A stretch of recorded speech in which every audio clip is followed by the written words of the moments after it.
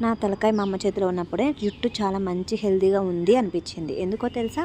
వాళ్ళు చిన్నప్పుడు మనకి ఎక్కడికి పోయినా కూడా పరిగెత్తించి ఇంటికి లాక్కొచ్చి ఆయిల్ పెట్టేసి మంచిగా మసాజ్ చేసి చిక్కు తీసి రిబ్బన్‌తో తీస్తే మంచి హెల్తీగా ఉండేది. ఎప్పుడైతే మన చేతికి పెత్తనం వస్తుందో హెయిర్‌కి కట్ చేయడము, దాని మీద ప్రయోగాలు చేయడము, హెయిర్ ఫాల్ అవ్వడం జరుగుతూ ఉంటుంది. ఇప్పుడు నేనైతే 1 ఇయర్‌కి ఒకసారి దాన్ని కాపాడాలి కాబట్టి ఆ హెయిర్‌ని ఇలా ఆయిల్ కాగబెట్టేసుకొని చాలా జాగ్రత్తగా 1 ఇయర్ పాటు యూజ్ చేసుకుంటాను. ఎందుకంటే ఉసిరికాయలు ఒక్కసారే వస్తాయి కదా ఇయర్లీ వన్స్. ఆ ఉసిరికాయలు ఉన్నప్పుడు నేను ఇలా ఆయిల్ కాగబెట్టుకుంటూ ఉంటాను. ఆ ఆయిల్ కాగబెట్టుకోవడానికి కావాల్సినవి ఏంటంటే ఉసిరికాయలు, పెద్దులపాయలు, మందార పువ్వులు, కరివేపాకు, కలబంద, మెంతులు యూజ్ చేస్తూ ఉంటాను. ఇలా ఒక 1 అవర్ పాటు కాగబెట్టేసేసుకొని దాన్ని ఆయిల్‌ని చక్కగా బ్రౌన్ కలర్‌కి వచ్చాక వడగట్టుకొని యూజ్ చేసుకుంటూ ఉంటాను.